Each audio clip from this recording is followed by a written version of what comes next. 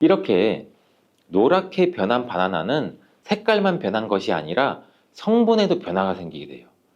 당뇨에 도움이 되는 저항성 전분은 점점 줄어들고 포도당과 과당 같은 당분은 점점 늘어나게 되는 거죠.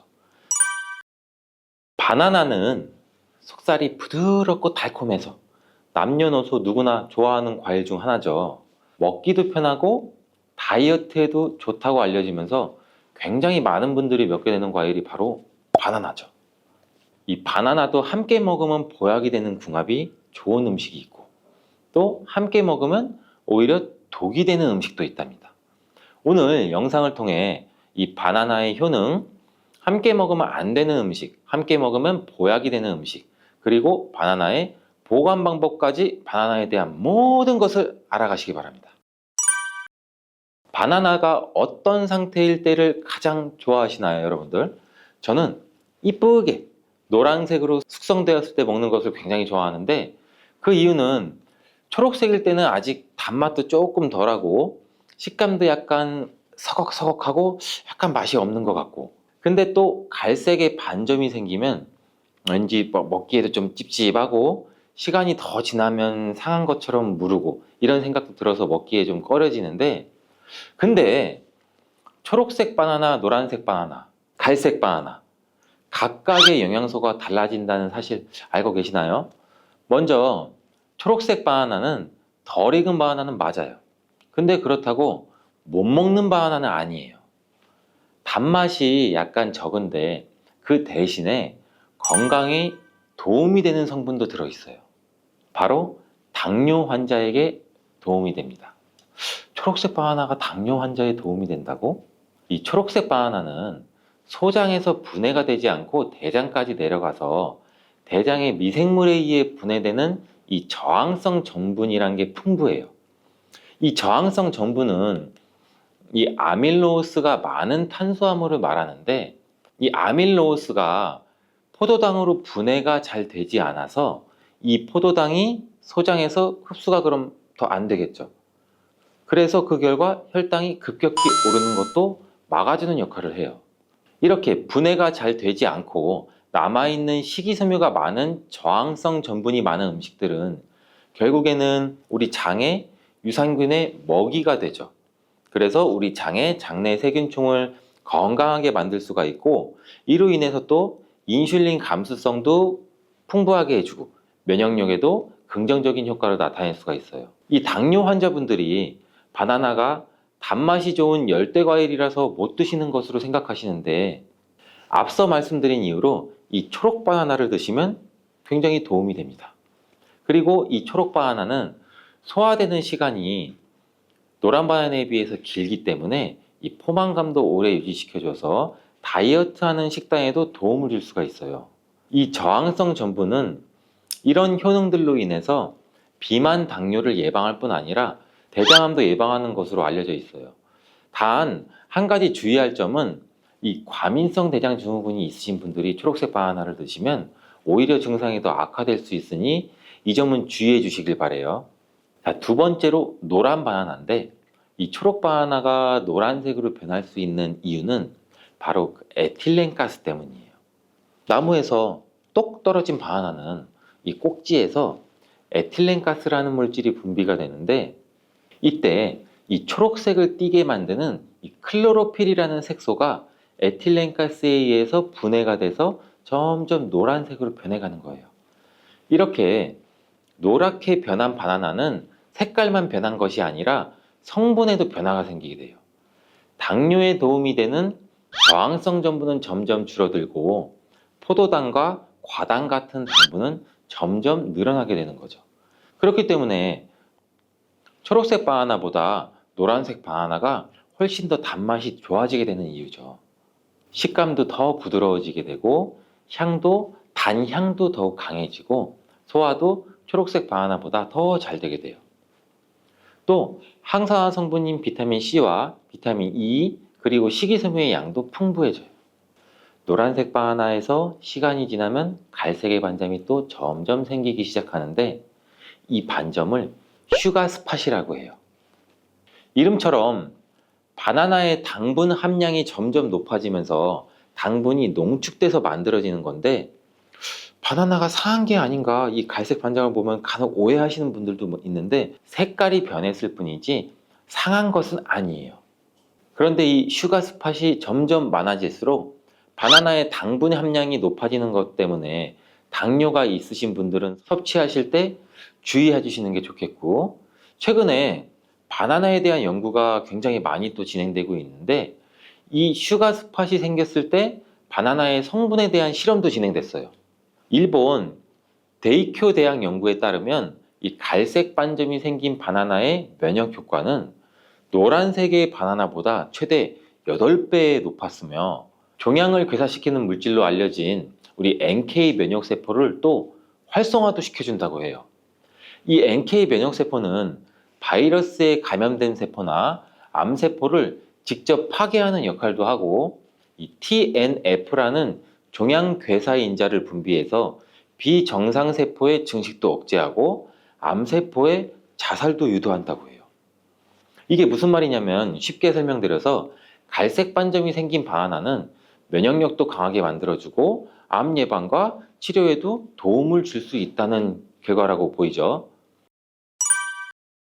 이 바나나에 함유되어 있는 성분을 살펴보면 흔히 알고 있는 칼슘, 마그네슘, 다양한 미네랄도 풍부하게 함유되어 있잖아요. 또한 우리 몸에 에너지를 공급해주는 탄수화물도 풍부하게 함유하고 있어요. 운동 경기를 우리가 TV로 보다 보면 선수들이 중간에 바나나를 먹는 장면을 볼 수 있는데, 운동 중에 바나나를 먹으면 이 풍부한 탄수화물로 인해 에너지를 빠르게 공급해줘서 이 폭발적인 힘을 내는데도 도움을 줄 수 있다고 해요. 나이가 들면서 점점 몸 안의 호르몬이나 에너지 균형도 깨지고 건강도 점점 안 좋아지게 되는데, 특히 혈관 건강에 문제가 생기는 경우가 굉장히 많이 있어요. 이 혈관 건강에 문제가 생기면서 나타나는 대표적인 증상이 고혈압이 되겠죠. 이 때문에 나이가 들면서 혈압도 관리하는 게 굉장히 중요한데, 바나나에 풍부하게 함유된 칼륨은 세포의 삼투압과 수분의 평형을 유지 기능을 수행해서 몸 안에 나트륨을 배출하는 데 굉장히 많은 도움을 줘서 혈압을 조절하는 데도 도움을 준다고도 알려져 있죠. 성인의 하루 칼륨의 권장 섭취량이 남성은 약 한 4,700ml 정도 되고 여성은 3,500ml 정도 되는데, 실제로 섭취하는 칼륨의 양은 남성은 55%, 여성은 75% 정도만 섭취하는 것으로 통계를 통해 확인할 수도 있어요. 칼륨이 체내에서 부족하게 되면 혈압도 오르고 우리 심장에 무리도 줄 수 있으면서 이 근육의 경련도 일어나게 돼요. 또 힘이 빠지는 무기력증 등의 대표적인 증상도 나타날 수가 있죠. 또 바나나 한 개에는 하루 권장 섭취량의 약 15%의 칼륨이 함유되어 있어 우리가 부족한 칼륨을 보충하는데 탁월한 도움도 줄 수 있죠. 또 바나나에는 비타민 B6도 풍부한데, 이 비타민 B6는 피리독신이라고 불리우는데 인체의 기능을 정상적으로 유지하는 데 굉장히 중요한 역할을 하는 수용성 비타민이에요. 이 비타민 B6는 우리 신경 전달 물질을 생산하는데, 특히 행복 호르몬이라고 불리는 세로토닌의 합성에도 굉장히 중요한 역할을 해요. 이 세로토닌은 행복감과 안정감을 느끼게 해주고 우리 몸의 스트레스도 완화시켜주고, 또 식욕을 조절해서 체중 감량에도 도움을 주고 수면의 질도 향상시켜 피로회복에도 도움을 주는 성분이에요. 이러한 효능으로 우울증, 불안장애, 불면증, 이렇게 정신질환도 같이 예방되고 치료하는 데에도 활용되는 성분이 세로토닌이에요.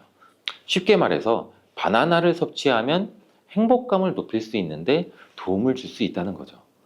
또 비타민 B6는 우리 몸의 호모시스테인 농도도 조절해줘서 이 심혈관 질환이나 뇌혈관 질환도 예방하고 단백질을 분해해서 몸에 에너지를 공급하는 데도 도움을 줘서 우리 바나나를 먹으면 힘이 나는 거예요. 이렇게 좋은 효능이 있는 바나나도 함께 먹이면 오히려 독이 되는 식품이 있는데, 그 첫 번째가 바로 우유예요. 엥? 우유? 바나나 우유? 이 그렇게 유명한 바나나 우유도 있는데 무슨 말을 하는 건지 이렇게 생각하시는 분들도 있죠. 맞아요. 우유에 풍부한 칼슘은 흡수가 잘 안 돼서 다른 미네랄 성분이 필요한데, 대표적으로 비타민 D와 마그네슘이 칼슘의 흡수를 도와주죠. 바나나의 칼륨과 함께 우리 몸속의 나트륨을 배출해주는 효능도 극대화시켜주기도 하는데, 이 우유에 풍부한 트립토판도 세로토닌의 분비도 도와줘서 바나나와 함께 행복도를 높이는데 탁월한 효능을 발휘하기도 해요. 하지만 이러한 효능도 소화를 잘 시켰을 때 이야기예요. 이 소화력이 좋은 분들한테는 이런 효능을 누릴 수 있지만, 나이가 들면 들수록 소화가 잘 안 되시는 분들이 바나나와 우유를 함께 드시게 되면 이 불용성인 바나나가 위 속에 오래 남아있게 되고, 바나나의 유기산과 당분이 우유의 풍부한 단백질, 칼슘과 결합해서 소화가 더 어려워지게 된다고 해요.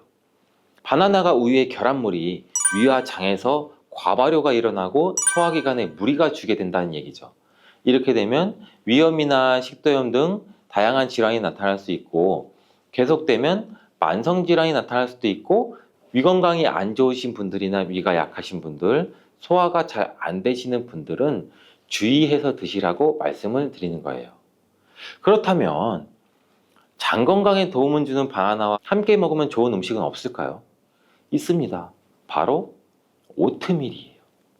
이 오트밀은 바나나에 함유한 섬유질은 대부분 불용성이기 때문에 이 장내 이물질을 흡착해서 변의 부피를 크게 하는 데는 도움을 줄 수 있어요. 이 때문에 바나나를 지속적으로 먹으면 좀 과하게 먹으면 변비에 걸리기도 하죠.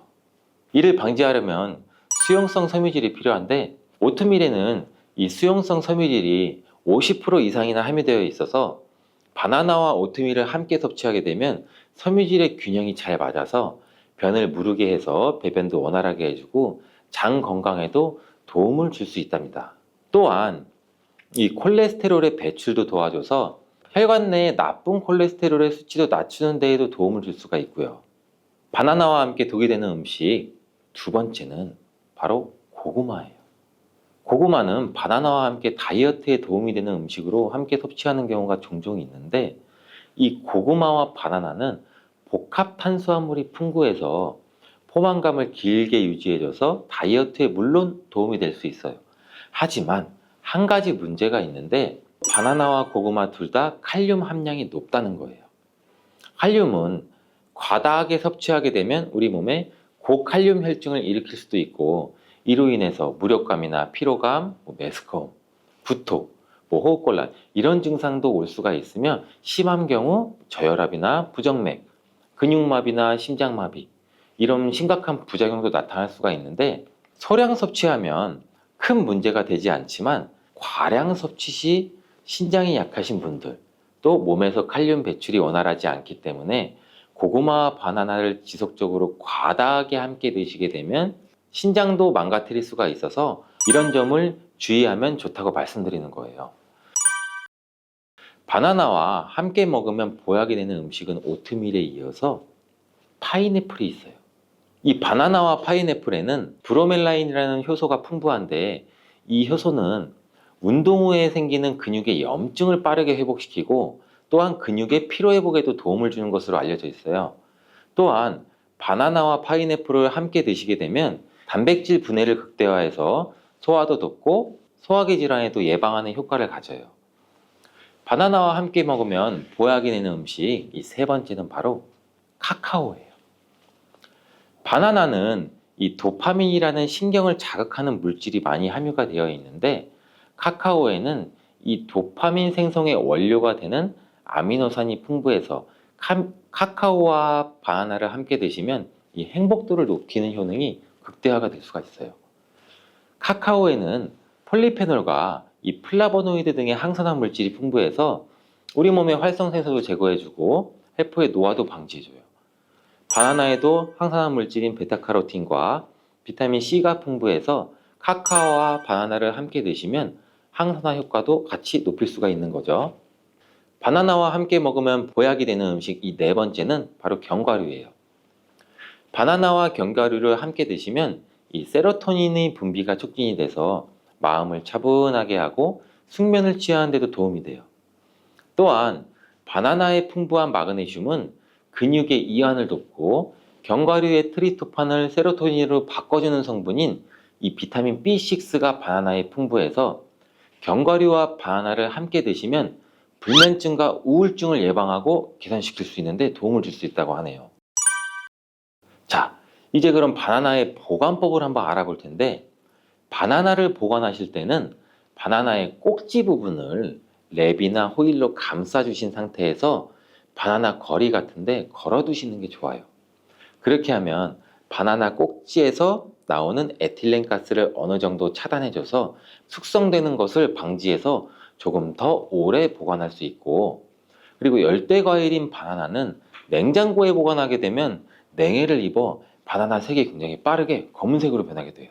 바나나를 오래 보관하시려면 껍질을 벗긴 상태에서 먹기 좋은 크기로 잘라서 냉동 보관하셨다가 드시는 것도 추천을 드리겠습니다.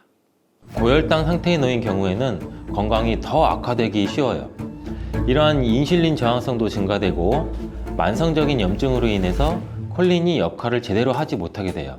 이러한 혈관 내의 싸움은 고혈압이나 동맥경화와 같은 심혈관 질환을 일으키고 인슐린 분비 이상으로 당뇨병까지 초래할 수 있고, 만성염증은 암이나 치매의 뇌질환 같은 경우로 유발할 가능성도 있습니다. 그렇기 때문에 건강을 생각한다면 계란과 절대 같이 먹어서는 안 되는 첫 번째 음식은 정제된 탄수화물 덩어리인 빵입니다. 많은 분들이 아침으로 즐기는 계란과 빵은 암과 치매 예방에 가장 나쁜 조합이라고 할 수 있는데, 이는 브레인푸드라는 별명까지 있는 계란에는 콜린이라는 성분이 굉장히 풍부한데, 이 콜린은 뇌 기능을 강화해주고 뇌세포의 중요한 부분을 이루는 비타민 B 복합체예요. 이는 기억력과 집중력 증진에 굉장히 많은 효과를 보여서 기억력 저하, 치매, 알츠하이머 예방 및 치료에 많은 도움을 주는 성분이에요. 이 콜린 성분을 함유시킨 의약 처방전이 있어서 구매를 할 수 있는 전문 의약품으로도 나와 있고, 또 건강기능식품으로도 많이 나와 있는데, 이는 혈관 내의 염증을 줄여줘서 암 예방에도 굉장히 많은 도움을 준다고 해요. 그런데 놀랍게도 이 콜린과 반대로 작용하는 것이 바로 밀가루예요. 이 밀가루는 75% 이상이 탄수화물로 구성되어 있고, 이런 저품질의 탄수화물이 많은 빵을 먹게 되면 혈당 수치가 올라가는 혈당 스파이크, 이 혈당 스파이크는 갑자기 혈당이 치솟는 경우거든요.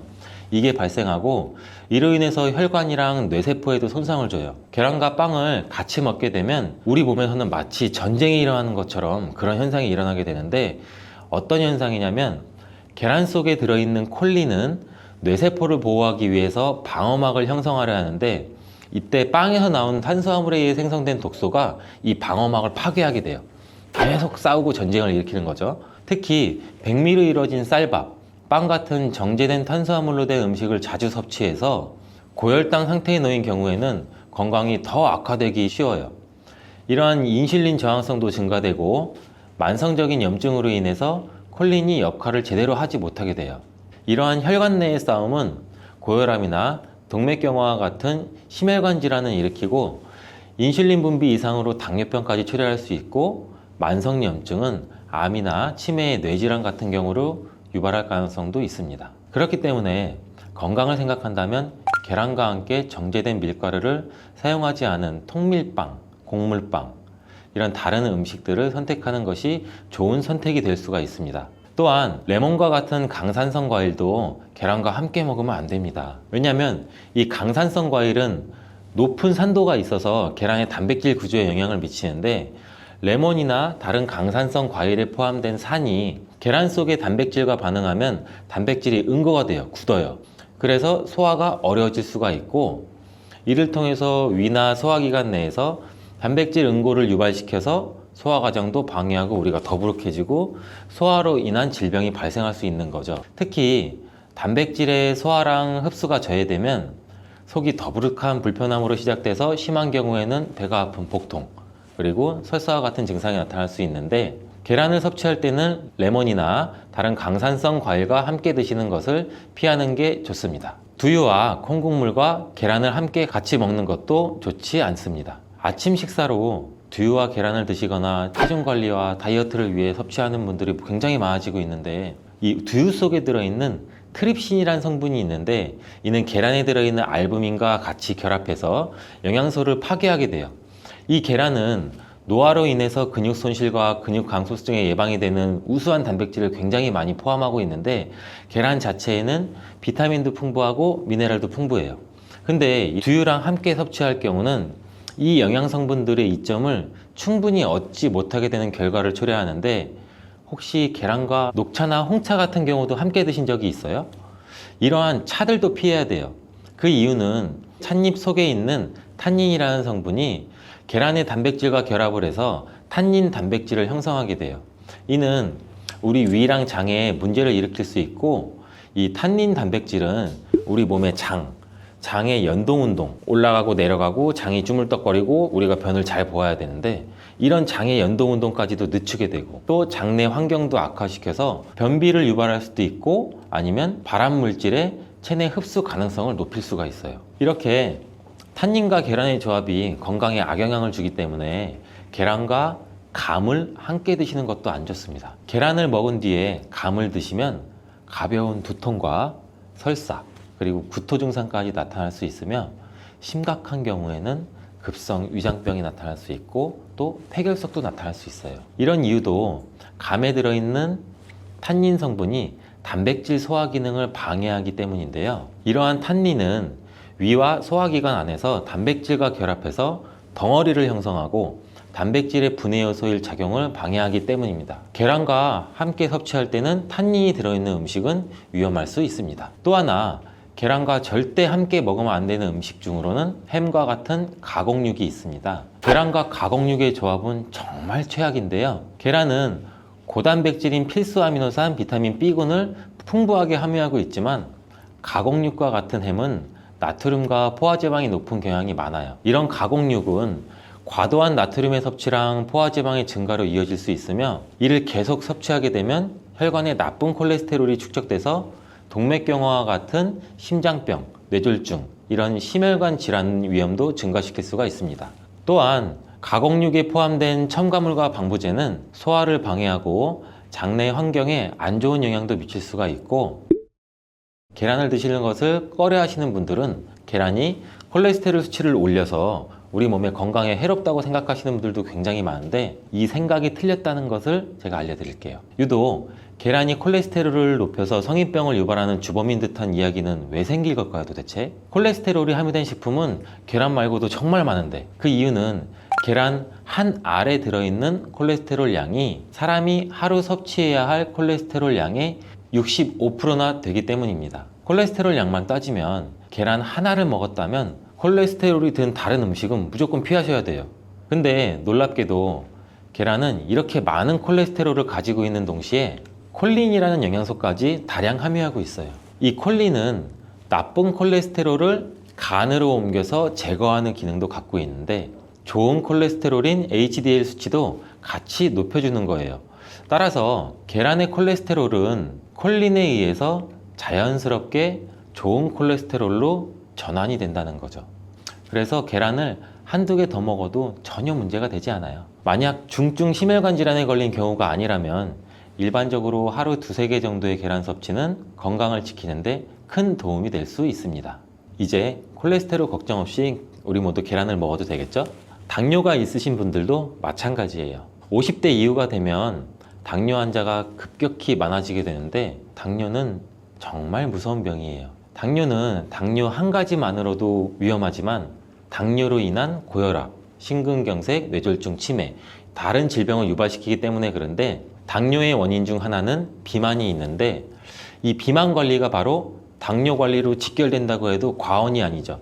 근데 비만을 일으키는 원인 중 하나가 아침을 먹지 않는 것이라는 사실 여러분들 알고 계신가요? 이 경희대학교 연구팀이 발표한 논문에 따르면 아침 식사를 먹지 않는 사람은 그렇지 않은 사람보다 이 비만 위험이 1.5배나 높았고, 당뇨병 위험은 무려 2.1배나 높았습니다. 이렇듯 아침 식사를 거르면 우리 몸의 대사가 천천히 느려지면서 혈당 조절에도 좋지 않은 영향을 미치게 되는데, 이런 위험은 젊었을 때 발생하지 않아요. 차곡차곡 쌓여서 특히 중년 이후에 더 크게 나타나는데, 나이가 들면서 기초 대사량이 줄어들고 활동량도 감소하고 근육량도 감소하기 때문입니다. 따라서 나이가 들어갈수록 우리는 아침 식사뿐만이 아니라 규칙적인 식사를 하는 습관이 매우 중요한데요. 아침 식사에 가장 좋은 음식이 바로 계란입니다.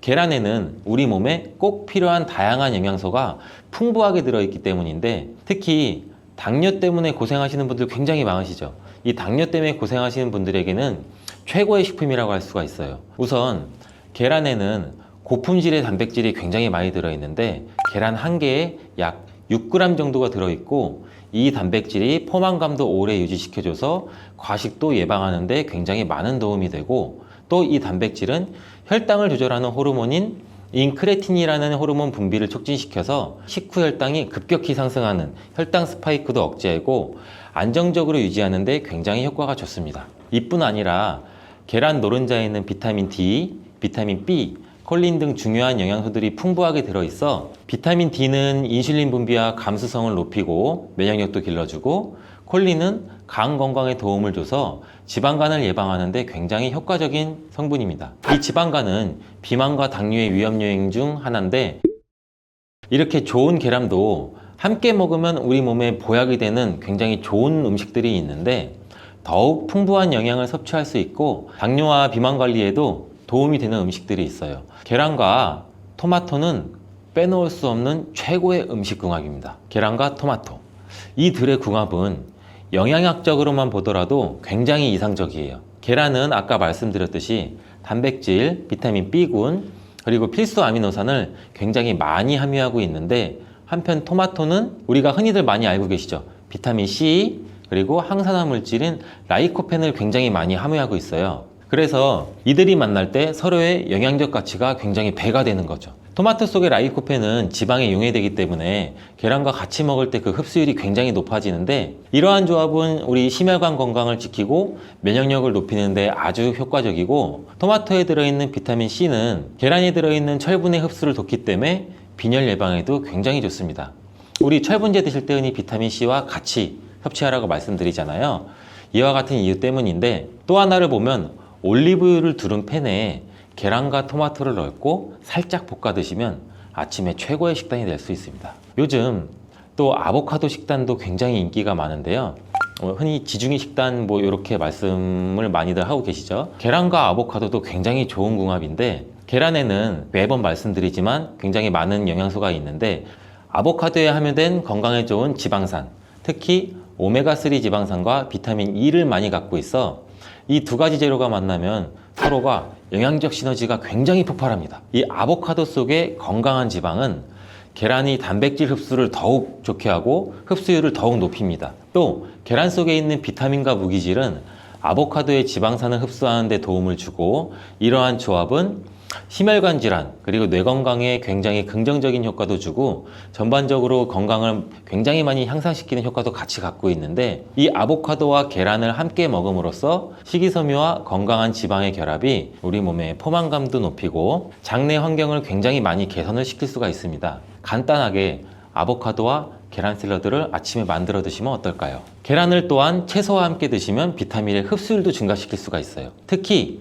호박을 섭취하면 부교감 신경을 활성화시켜서 마음을 안정시키고 또 불안감 및 긴장을 완화시켜 주는데 높은 효능을 발휘합니다.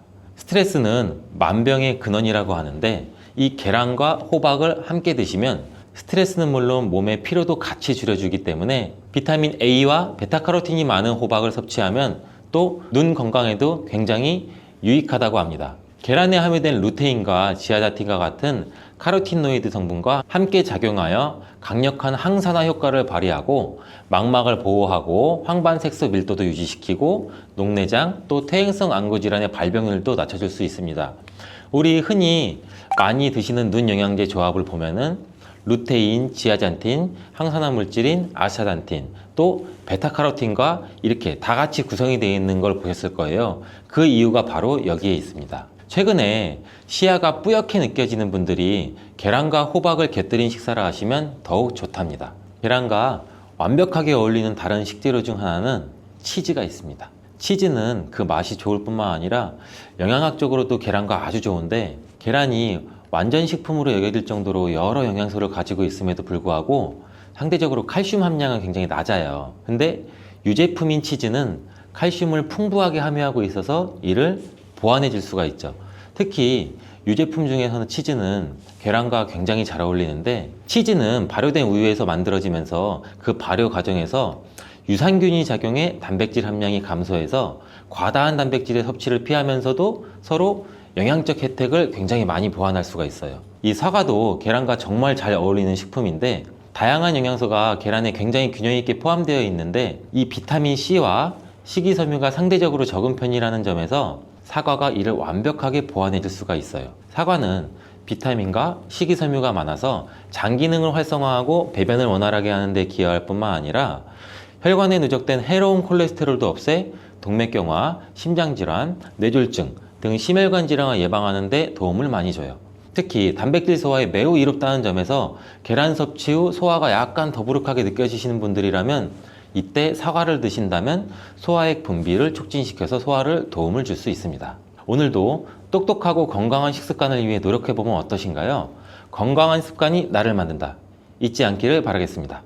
귤 껍질은 과육보다 껍질에 콜레스테롤을 억제하는 이 비타민 E, B군, 그리고 엽산이 더 풍부한데, 앞에서 말씀드린 귤청에 생강을 넣어주시면 참 좋아요. 깨끗이 닦은 귤 껍질 안쪽에 붙어있는 이 뇌과피를 깨끗이 손질해서 그늘에 잘 말려서 끓는 물에 생강을 함께 달여서 귤 생강차를 먹게 되면 굉장히 훌륭한 건강차가 돼요. 생강의 매운 성분인 진저롤과 비타민이 풍부한 귤이 이 염증을 가라앉혀주고 폐를 촉촉하게 해서 기침을 먹게 해서 면역력도 강화시켜주는 좋은 효과가 있어요. 귤과 함께 먹으면 좋은 음식 세 번째는 견과류예요. 이 견과류는 흔히 아는 장수식품으로 많이 알려져 있는데, 귤과 함께 먹게 되면 각종 성인병 예방과 면역력 강화를 더 증가시킬 수 있다고 해요. 견과류의 풍부한 불포화 지방산이 콜레스테롤과 중성지방을 줄여주는데, 귤이 풍부한 무기질과 비타민이 신진대사 촉진을 도와주기 때문에 이 견과류의 효능을 극대화시킬 수 있대요. 특히 당뇨가 있으신 분들은 견과류와 함께 귤을 섭취하면 아주 좋겠죠. 그러면 귤과 함께 먹으면 안 좋은 음식도 있는 거 아니야? 이렇게 생각하실 텐데요. 맞습니다. 자, 날씨가 쌀쌀해지면서 제철 과일로 나오는 귤, 요즘 굉장히 많이 드시잖아요. 저도 귤을 너무 좋아하는데 달콤하고 맛있는 귤도 우리 잘 알고 드셔야 돼요. 그래야 제대로 효과를 볼 수 있는데, 그냥 매일 드시던 대로 귤 한 박스 딱 시켜서 하나씩 계속 까서 드셔도 되지만, 먹는 방법에 따라서 우리 몸 건강에도 도움이 별로 안 될 수도 있고 될 수도 있어요. 그래서 제가 꼭 알아야 할 내용을 정리해서 말씀드릴게요. 지금부터 귤이 우리 몸에 어떤 영향을 주는지, 그리고 의사분들께서 추천하는 귤을 건강하게 먹는 방법, 귤과 같이 먹으면 좋은 음식, 또 귤과 같이 먹으면 안 좋은 음식, 그리고 귤을 오래 보관하는 법까지 귤에 대해서 자세하게 알려드릴게요. 이 귤에는 정말 우리 몸에 좋은 영양소들이 굉장히 많이 들어있는데, 그렇다면 귤에는 어떤 효능이 있을까요? 첫 번째, 귤의 효능은 비타민 C가 많이 들어있다라고 제가 말씀드릴 줄 알았죠? 그건 아니고요. 귤의 효능은 뼈 건강에 너무 좋다고 말씀드리고 싶어요. 무슨 소리지? 병원에서 골다공증 검사하시면 골밀도 수치가 점점 낮아져서 걱정이시잖아요. 의외로 잘 모르시는데 귤이 골다공증 예방에도 굉장히 크게 도움이 돼요. 근데 뼈 건강에 좋다고 알려진 멸치나 우유가 아닌 귤이 뼈 건강에 좋은 이유는 과연 뭘까요? 귤에는 이 비타민 C뿐만 아니라 이 베타크리토잔틴이라는 성분이 풍부하게 함유가 되어 있어요. 골다공증 개선에 도움이 된다고 하는데, 이 성분이, 이 귤의 베타크리토잔틴은 오렌지의 45배, 레몬의 160배나 많은 양이 함유가 되어 있다고 해요. 그런 베타크리토잔틴을 섭취하게 되면 이 파골세포 활동을 억제해서 뼈 건강은 물론 항상성에도 도움이 된다는 건데, 일본 연구소에서 이 폐경후 여성 400명을 대상으로 귤을 매일 4개씩 먹게 했대요. 귤을 매일 먹음으로써 우리 혈중 내 베타크리토잔틴이 많아진 사람은 그렇지 않은 사람에 비해서 골다공증 위험이 약 92%나 낮아졌다는 연구 결과가 있어요. 근데 여기서 꼭 알아야 할 정보가 있어요. 귤은 이 과육보다 껍질의 베타크리토잔틴 성분이 무려 5배나 많이 들어있는데, 그래서 우리가 껍질을 드시면 골다공증 예방에 훨씬 더 도움이 되겠죠. 근데 그렇다고 껍질까지 그냥 씹어 먹을 수는 없잖아요. 껍질과 과육을 함께 갈아서 귤청을 만들어서 먹는 걸 추천을 드려요. 귤에는 당 성분이 많기 때문에 당뇨가 있으신 분들은 하루 1개 정도, 1개 내지 2개 정도 적정량만 드시는 걸 권장을 하는데, 이런 당뇨가 있으신 분들을 위해 귤청을 만들 때 설탕을 안 넣고도 또 단맛을 더 좋게 하는 꿀팁도 있어요. 귤을 전자레인지에 돌려주면 귤 안에 있는 신맛을 분해하는 효소를 활성화해서 오히려 단맛이 정말 좋아지는 효과를 볼 수가 있대요. 이때 꼭 귤 꼭지는 제거해야 귤이 전자레인지 안에서 빵 터지는 것을 방지할 수 있어요. 이렇게 귤 껍질까지 넣어서 귤청을 만들어 드시면 겨울 내내 뭐 달달한 거 한 잔 먹고 싶거나 할 때 한 잔씩 타서 드시면 더할 나위 없이 좋겠죠. 이 귤청 만드는 방법은 생각보다 간단한데요. 먼저 귤을 씻어야겠죠. 귤을 소금물이나 베이킹소다에 약 10분 정도 담가줘요. 그리고 흐르는 물에 깨끗이 씻어주고요. 자, 키친타올로 물기를 촉촉 제거한 다음 귤의 꼭지를 똑 제거해줘요.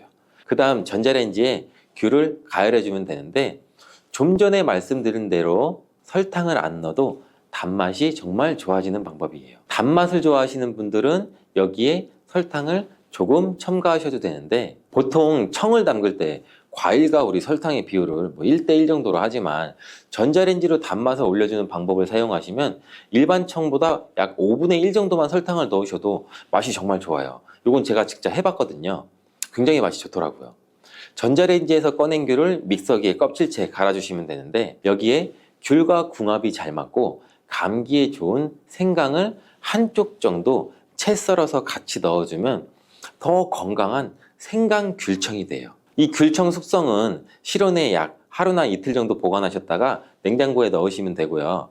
드실 때는 뜨거운 물 약 300ml 정도의 귤청 큰술 2스푼이면 굉장히 맛도 좋고 건강한 귤청을 겨울 내내 드실 수 있을 거예요. 귤의 효능 두 번째는 또 암 예방이에요. 귤에는 베타카로틴, 크립토단틴 성분과 플라보노이드 등 다양한 항산화 물질이 함유가 되어 있는데, 이러한 항산화제는 세포를 손상시키고 암을 유발할 수 있는 자유라디칼의 그 나쁜 영향으로부터 신체를 보호하는 데 도움이 돼요. 그래서 우리 귤을 규칙적으로 섭취하면 암 위험을 줄이는 데도 도움이 될 수가 있어요. 추가로 항산화 작용은 나쁜 활성산소를 제거해줘서 우리 몸의 노화를 방지해주고 세포의 손상도 막고 또 세포의 재생도 도와 각종 질병을 예방해주는 데 탁월한 효과가 있어요.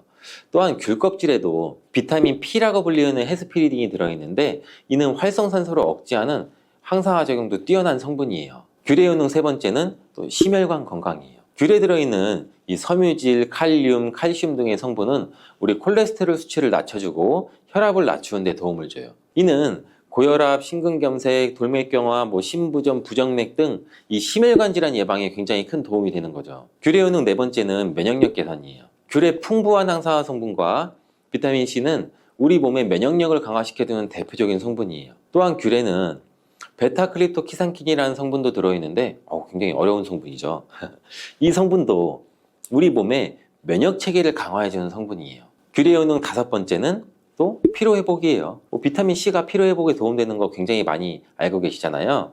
비타민 C 뿐만 아니라 귤에는 또 구연산이 풍부한데, 구연산은 신맛을 내는 성분으로 우리 몸의 신진대사가 활발해지도록 도와주는 효능이 있고, 피로를 유발하는 이 젖산 물질을 억제해줘요. 또한 그래서 귤의 비타민 C도 피로 해소에 도움되는 성분으로 굉장히 탁월하죠. 귤의 효능 여섯 번째는 탈모 예방이에요. 귤이 탈모를 예방한다고? 자, 귤의 풍부한 비타민 C와 이 항산화 성분은 모근을 파괴하는 활성산소를 막아주는 효능이 있는데, 모발 성장 촉진 인자가 분비되도록 유도하는 효능도 같이 갖고 있어서 모낭세포의 복구와 모발의 성장을 도와주는 효능도 있다고 해요. 귤의 효능 일곱 번째는 또 피부 미용이에요. 귤에는 누구나 흔히 아는 풍부한 비타민 C가 들어있는데, 이 비타민 C는 피부 노화를 막아주고 피부 재생을 도와주고 항산화 작용에도 굉장히 탁월한 거 많이들 알고 계시잖아요. 특히 기미나 주근깨를 치료하는 데에도 굉장히 큰 도움이 된다고 해요. 자, 귤의 효능 여덟 번째는 콜레스테롤 수치 저하예요. 귤에는 혈중 콜레스테롤 수치를 낮춰주는 것으로 밝혀진 이 천연 화합물이 있는데, 이 플라보노이드가 함유가 되어 있어요. 귤을 규칙적으로 섭취하면 심장병과 뇌졸중의 위험을 줄이는 데도 도움을 줄 수 있다고 해요. 자, 여기서 잠깐 주목. 이런 귤이 지금 딱 먹기 좋은 수확철이라고 잘 알고 계시죠? 당연히 제주도 귤이 귤 중에서는 으뜸이라고 많이 알고 계시는데, 그런 귤도 대표적으로 두 종류가 있다는 걸 알고선 드시는 걸 추천드려요. 먼저 집 근처 마트 같은 곳에서 귤을 많이 파는데 대부분 일반 노지귤이라고 보시면 되고요. 아시는 분들만 드시는 또 타이백 귤이라는 종류가 있어요. 이 타이백 공법으로 열매에 골고루 빛을 반사시켜서 더 당도가 높게 생성을 시킨 귤인데, 빛을 골고루 반사시켜 나무가 물을 많이 빨아들이지 못하도록 억제를 해줘서 귤의 수분을 조절한다고 해요. 왜냐하면 귤에 수분이 많으면 이 속껍질이 두꺼워지면서 당도가 떨어진다고 해요. 이 타이백을 이용해 물을 조절하게 되면서 당도를 더욱 높일 수 있는 귤이 탄생을 하게 되는 거죠. 이런 타이백 귤은 일반 노지감귤보다 정말 껍질이 얇고 당도가 높은 게 특징이에요. 근데 이렇게 귤만 먹어도 좋은데 귤과 같이 먹으면 환상궁합의 음식이 있다는 거 혹시 알고 계세요? 귤과 함께 먹으면 굉장히 좋은 음식, 첫 번째는 고구마예요. 이 새콤한 귤과 달달한 고구마는 맛의 궁합도 좋지만 영양적으로도 찰떡궁합이에요. 귤 한 개에는 약 비타민 C 30g이 함유가 되어 있는데 고구마에도 비타민 C가 풍부하게 들어있어요. 귤과 함께 섭취하면 큰 시너지 효과를 얻을 수가 있겠죠. 귤과 고구마의 여러 비타민은 우리 몸에서 서로 잘 섞여서 서로 흡수가 잘 되도록 도와줘요. 항산화 효과와 감기 예방을 2배로 올려주는 좋은 음식 궁합이에요. 그리고 귤 속의 비타민 C는 겨울철 감기 예방과 피로 회복에도 좋고 콜라겐 합성에도 좋아 피부 건강에도 아주 좋겠죠. 귤 껍질을 깔면 하얀 실처럼 생긴 물질을 귤락 또는 알베도라고 하는 섬유질인데, 이 물질은 대장 운동을 활발하게 하고 변비 예방 효과도 같이 가지고 있어요. 이 고구마의 섬유질과 함께 어우러져 귤 속의 펙틴 성분이 소화 흡수 도와줘서 건강에도, 장 건강에도 아주 좋은 역할을 할 수가 있겠죠. 또 귤에 새콤달콤한 수분이 퍽퍽한 고구마의 식감을 없애줘서 맛과 같은 측면에서도 궁합이 굉장히 좋아요. 귤과 함께 먹으면 좋은 음식 두 번째는 또 생강이에요. 귤 껍질은 과육보다 껍질에 콜레스테롤을 억제하는 이 비타민 E, B군, 그리고 엽산이 더 풍부한데 앞에서 말씀드린 귤청에 생강을 넣어주시면 참 좋아요. 깨끗이 닦은 귤 껍질 안쪽에 붙어있는 이 내과피를 깨끗이 손질해서 그늘에 잘 말려서 끓는 물에 생강을 함께 달여서 귤 생강차를 먹게 되면 굉장히 훌륭한 건강차가 돼요. 생강의 매운 성분인 진저롤과 비타민이 풍부한 귤이 이 염증을 가라앉혀주고 폐를 촉촉하게 해서 기침을 먹게 해서 면역력도 강화시켜주는 좋은 효과가 있어요. 귤과 함께 먹으면 좋은 음식 세 번째는 견과류예요. 이 견과류는 흔히 아는 장수식품으로 많이 알려져 있는데 귤과 함께 먹게 되면 각종 성인병 예방과 면역력 강화를 더 증가시킬 수 있다고 해요. 견과류의 풍부한 불포화 지방산이 콜레스테롤과 중성지방을 줄여주는데 귤이 풍부한 무기질과 비타민이 신진대사 촉진을 도와주기 때문에 이 견과류의 효능을 극대화시킬 수 있대요. 특히 당뇨가 있으신 분들은 견과류와 함께 귤을 섭취하면 아주 좋겠죠. 그러면 귤과 함께 먹으면 안 좋은 음식도 있는 거 아니야? 이렇게 생각하실 텐데요. 맞습니다. 귤과 함께 먹으면 안 좋은 음식도 있는데 바로 한번 알아볼게요. 귤과 함께 먹으면 안 좋은 음식은 비타민 A가 풍부한 당근, 호박, 가지는 귤과 궁합이 잘 맞지 않아요. 굉장히 의외죠. 왜냐하면 이 당근, 호박, 가지 속에 비타민 C를 파괴하는 이 아스코르비나아제라는 효소가 들어있기 때문인데요. 이 효소가 비타민 C를 파괴해서 귤의 효능을 감소시켜요. 한 가지 더, 귤과 함께 먹으면 안 좋은 음식은 우유예요. 이 우유의 칼슘 성분과 귤의 비타민 성분이 만나면 건강상 도움을 줄 것 같지만 이 소화에는 좋지 않은 궁합이에요. 그 이유가 이 우유 단백질인 카제인은 이 신맛이 나는 과일인 귤의 산과 만나면 엉기면서 응고가 돼서 덩어리가 되고 또 위산을 만나 또 응고가 돼요. 그럼 덩어리가 계속 커지겠죠? 그 때문에 소화 흡수 기간이 길어지게 돼요. 위에도 부담이 되고, 그래서 귤이나 신맛 나는 과일을 많이 먹고 우유를 드시면 속이 더부룩하고 오히려 소화불량이 발생할 수가 있어요. 여기서 또 한 가지 팁을 드리면 귤을 박스채 주문해서 많이 드시는데 지금부터 주의하셔야 할 게 있어요. 귤 드시다가 굴 표면에 하얗게 곰팡이 낀 거 있으시면 혹시 어떻게 드세요? 그 부분만 잘라내고 드시나요? 그러시면 절대 안 돼요. 이 곰팡이가 핀 부분이 작아 보이지만 실제로는 귤 안쪽 전체에 깊숙이 그 곰팡이균이 침투해 있는 상태인데요. 작은 거라도 혹시나 곰팡이가 있다면 그 귤은 그냥 바로 버리시는 게 굉장히 중요하고 좋아요. 바로 버리시는 게 좋습니다. 아깝다고 드시면 신장도 망가지고 간에도 안 좋고 심지어 폐에 염증도 생길 수가 있어요. 그래서 보관 방법이 정말 중요한데요.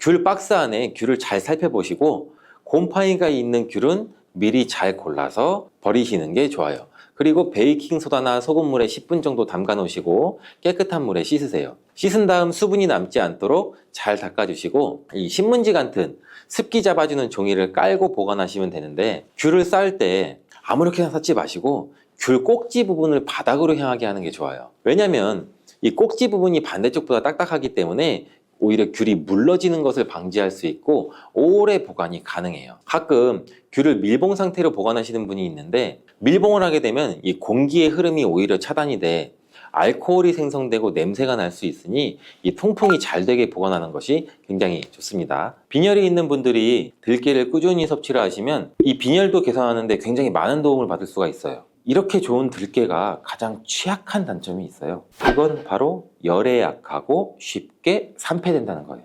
통들깨보다는 들기름으로 많이 섭취하게 되는데, 이 들기름을 짤 때 굉장히 좋아요. 들기름을 짤 때 보통은 200도 이상으로 가열을 해서 들기름을 볶아서 기름을 짜게 되는데, 이때 몸에 좋은 오메가3 지방산이 대부분 파괴가 많이 돼요. 그래서 들기름을 드실 때는 저온에서 압착한 기름을 사용하시는 것이 좋습니다. 저온 압착류 또는 생들기름이라고도 하는데, 이 기름을 요리에 사용할 때도 열에 오랫동안 가열하지 말고 요리가 끝나갈 무렵에 촉촉촉 이렇게 들기름을 넣어 주시거나 먹기 직전에 드레싱해서 드시는 게 굉장히 좋습니다. 또한 이 들기름은 산패가 쉽게 되는데, 이 들기름이 산패되면 벤조피렌이라는 물질이 생성되는데 이게 1급 발암 물질이에요. 이 산패된 들기름을 지속적으로 드시게 되면, 들깨를 이렇게 드시면 당뇨와 혈당이 싹 사라지고 치매도 예방할 수 있어요. 들기름, 들깨 하면 뭐가 생각나나요, 여러분들은? 들기름에 북어와 미역을 구수하게 볶아 시원한 북어 미역국을 끓여 먹어도 정말 맛있잖아요. 그죠? 건강에도 좋다는 이 들기름과 들깨, 잘못 먹으면 암에 걸리고 혈관 건강에도 악영향을 줘서 치매도 유발할 수 있다는 사실 알고 계셨나요? 어떻게 먹을 때 건강을 해쳐 암에 걸리고 또 치매를 유발하는지, 그리고 어떻게 먹는 것이 우리가 건강하게 먹는 방법인지, 또한 어떻게 보관하는 것이 가장 좋은 방법인지 제가 들깨에 대한 모든 것 알려드릴게요. 나이가 들면서 산책하기도 힘들고 관절도 쑤시고 무릎 통증, 이것 때문에 힘드시지 않나요, 여러분들? 들깨의 첫 번째 효능은 바로 관절염에 좋다는 거예요. 무릎이나 관절 통증 때문에 병원에서 진통제를 처방받고 약국에서 또 진통제를 받아 드시고, 이때 이 처방받는 우리 진통소염제의 역할이 우리 몸속에 프로스타글란딘이라는 물질이 있어요. 이 물질의 생성을 억제해서 통증을 막아주는 기전인데, 이 들깨 속에 함유되어 있는 식물성 오메가3 지방산인 알파리놀렌산이라는 게 함유되어 있는데, 이는 체내에서 염증을 일으키는 프로스타글란딘이라는 생성을 억제하는 데 아주 좋은 효능을 발휘해요. 이처럼 우리가 오메가3를 먹는 이유 중 하나도 혈관 건강이나 혈행장애, 피를 맑게 해준다 등등의 역할도 있지만, 몸속의 미세염증을 잡아주는 역할이 굉장히 커서 드시는 분들도 많으신데, 이러한 들깨가 바로 이런 염증 유발 물질을 억제해줘서 진통 역할에 도움을 줄 수 있다는 거죠. 또한 들깨의 두 번째 효능은 바로 뼈 건강에 도움을 준다는 건데, 이는 들깨에 관절염과 무릎 통증이나 이런 거를 완화시켜주는 성분도 들어있으면서 뼈 건강에 도움을 주는 이유는 이 칼슘 함량도 높기 때문이에요. 이 들깨 100g에는 약 한 390ml 정도 되는 칼슘이 함유가 되어 있다고 하는데, 뼈 건강에 아주 도움을 줄 수 있는 좋은 식품이기도 해요. 이러한 들깨를 꾸준히 섭취하면 이처럼 칼슘의 흡수도 많아져 골다공증 예방에도 참 좋은데, 중년 이후 노화가 진행될 때 영양 불균형이 생기면서 많이 발생이 하게 되는데, 여성의 경우 폐경 이후에는 골밀도가 많이 감소가 되고 골다공증 발생되는 확률도 높아진다고 해요. 골다공증으로 인해서 노인들의 골반 골절이 일어날 수가 있는데, 이 골반 골절로 인해서 65세 이상이신 분들은 30%가 1년 내에 사망하고, 또 80세 이상인 분들은 50%가 2개월 이내에 사망을 할 수도 있다고, 굉장히 위험하다고 해요. 그럼 노인들에 대한 뼈 관리는 굉장히 중요하겠죠. 이 골다공증 관리에 뼈 건강을 유지하고 골절 위험을 줄이기 위해서도 굉장히 중요해요. 뼈 건강을 위해서 우리 들깨를 꾸준히 섭취하는 게 좋겠죠. 나이가 들면서 깜빡깜빡하는 일도 잦아지고 기억력도 떨어져서 고민되시는 분들 많으시죠? 이제는 걱정하지 마세요. 세 번째 들깨의 효능은 바로 뇌 건강, 뇌신경을 튼튼하게 해주고 기억력도 높여주고 치매를 예방하는데 도움을 줄 수 있다는 거예요. 이렇게 좋은 효능이 있는 이유는 잠깐 말씀드린 대로 오메가3가 풍부하게 함유가 되어 있는데, 이 오메가3는 보통 흔히들 알고 계시듯이 등푸른 생선에 많이 함유되어 있다고 알고 계시잖아요. 이것은 동물성 오메가3고 식물성 오메가3인 이 알파 리놀렌산이라는 거는 들깨에 많이 들어있어요. 이 들깨에 함유된 지방산 중에서 이 60% 정도나 차지하는 게 바로 이 알파 리놀렌산인데, 이 알파 리놀렌산은 뇌신경 보호에 탁월한 효과가 있는데, 어떻게 뇌신경을 보호하느냐? 뇌신경에 염증을 일으켜서 망가뜨리는 이 사이토카인이라는 물질이 있는데, 이러한 사이토카인이라는 물질의 분비를 감소를 시키고, 또 알츠하이머 치매 환자의 뇌에서 많이 발견되는 이 비정상적인 단백질이라는 게 있어요. 이게 베타 아밀로이드라고 하는데, 바로 이 알파 리놀렌산이 이 베타 아밀로이드를 감소시키기 때문이에요. 참치에도 많이 함유되어 있다는 DHA 많이 들어보셨죠? 이 DHA가 대표적인 뇌기능 강화 물질인데, 이 DHA가 우리의 기억력도 높여주는 데 도움 주고 또 학습 능력 또한 좋게 만들어주는데, 이 DHA는 체내에서 잘 합성이 되지가 않아서 식품으로 섭취를 하는 게 좋아요. 이 들깨에 함유된 알파 리놀렌산이 흡수될 때 바로 이 DHA로 전환이 돼요. 그래서 어린이 전용 오메가3 같은 경우에서도 약국에서 많이 보시면 이 EPA보다는 DH 함유량이 높은 영양제도 굉장히 많이 찾아볼 수가 있는데, 이렇듯 들깨가 뇌신경이나 뇌 건강에 좋은 이유가 바로 이것 때문이에요.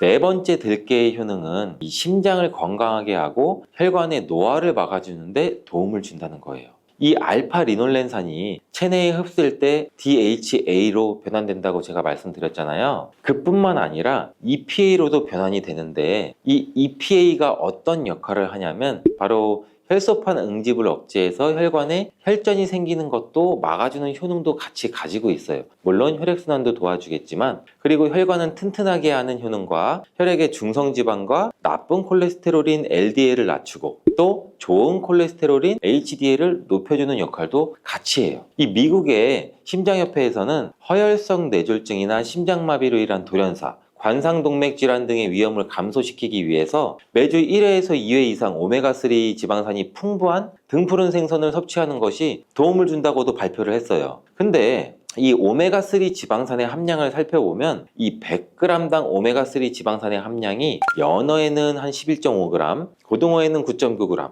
들깨에는 무려 63.1g이나 함유가 되어 있다고 해요.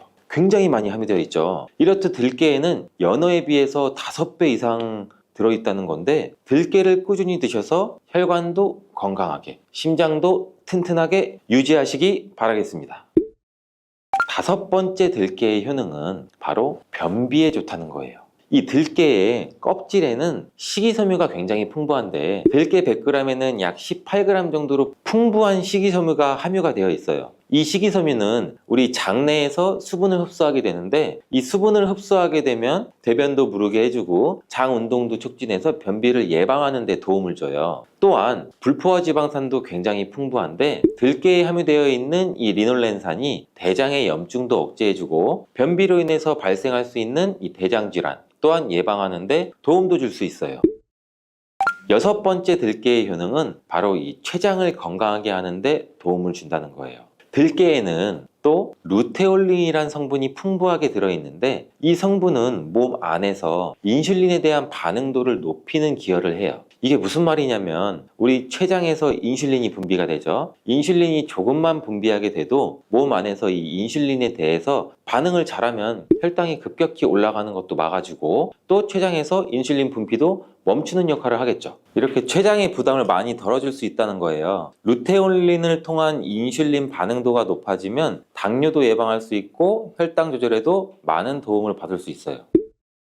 7번째 들깨의 효능은 알레르기성 질환을 예방하는 데 도움을 주는 건데, 들깨에 오메가3 지방산이 많이 함유되어 있다고 했잖아요. 이 오메가3 지방산이 염증을 억제하고 면역력을 강화시키고 이러한 효과가 있어서 알레르기 증상도 예방하고 완화시키는 데 도움도 줄 수 있어요. 그리고 또 비타민 E가 풍부하게 함유가 되어 있는데, 이 비타민 E는 항산화 작용이 뛰어나고 알레르기 반응을 일으키는 물질인 히스타민의 분비를 억제하는 효과도 있어요. 여러분들이 처방받는 항히스타민제 굉장히 유명한 제품들 많잖아요. 약국 가면 이거와 기스탄 비전이라고도 어찌 보면 그렇게 볼 수가 있겠죠.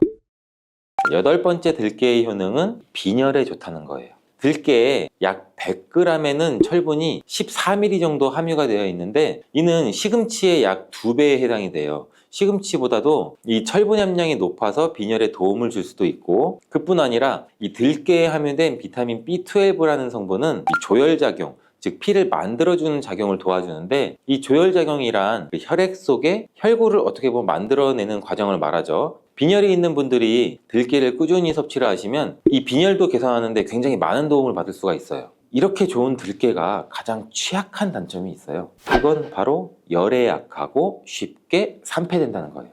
통들깨보다는 들기름으로 많이 섭취하게 되는데, 이 들기름을 짤 때 굉장히 좋아요. 들기름을 짤 때 보통은 200도 이상으로 가열을 해서 들기름을 볶아서 기름을 짜게 되는데, 이때 몸에 좋은 오메가3 지방산이 대부분 파괴가 많이 돼요. 그래서 들기름을 드실 때는 저온에서 압착한 기름을 사용하시는 것이 좋습니다.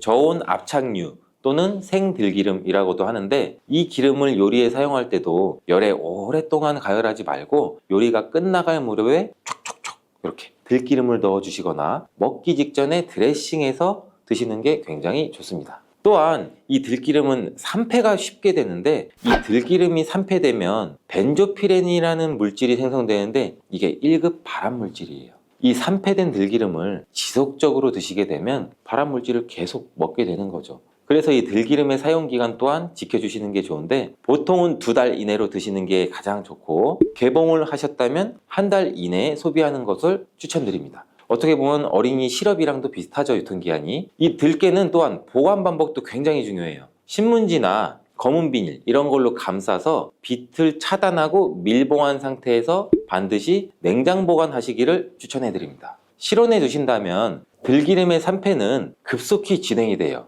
근데 이 들기름을 오래 보관할 수 있는 방법도 있는데, 이것은 참기름과 섞어서 보관하는 거예요. 이 참기름에는 비타민 E와 세사몰이라는 성분이 있는데, 이 성분이 들기름의 산패를 막아줘서 도움을 주죠. 이 세사몰이라는 성분은 참기름을 고온에서 볶거나 기름을 짜는 과정에서 생성되는 물질인데, 이 때문에 다른 기름에 비해 참기름이 산패가 느리고 지속성이 좋은 거예요. 그래서 들기름과 참기름을 7:3, 8:2 정도로 섞어서 보관하시면 조금 더 오래 보관할 수가 있습니다. 근데 들깨를 기름으로 드시게 되면 들깨 껍질을 섭취할 수가 없잖아요. 들깨 껍질에 몸에 좋은 식이섬유와 대표적인 항산화 물질인 이 페놀 성분들을 다 버리게 되는 거예요. 그래서 들깨를 제대로 드시려면 들기름보다도 통들깨 자체로 드시는 게 좋은데, 우리 마트 많이 가잖아요. 마트에 가면은 통들깨보다도 들깨 가루를 굉장히 많이 판매해요. 이 들깨 가루는 산패가 빨리 되기 때문에 통들깨를 구매해서 드시는 것을 추천을 드리고, 이 통들깨를 구매하시면 그 안에 작은 돌이라든지 이물질이 또 많이 들어있겠죠. 그래서 세척도 잘 해주셔야 돼요.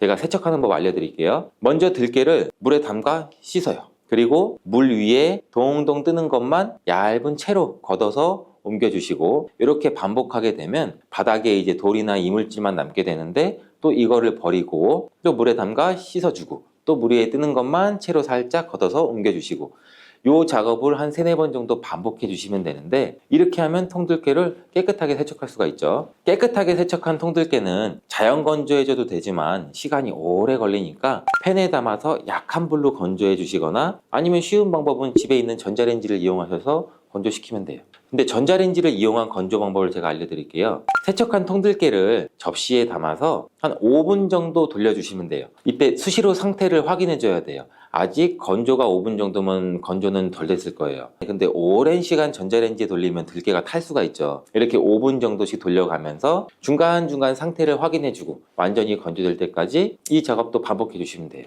이 완전히 건조된 통들깨는 그냥 스푼으로 떠서 드셔도 되고, 먹을 만큼씩 믹서기에 갈아서 음식에 넣어서 드셔도 되고, 홍들깨 자체로도 음식에 넣어 드셔도 되죠. 이렇게 하시면 들깨를 산패되지 않은 채로 신선하고 건강하게 버리는 거 없이 드실 수가 있습니다.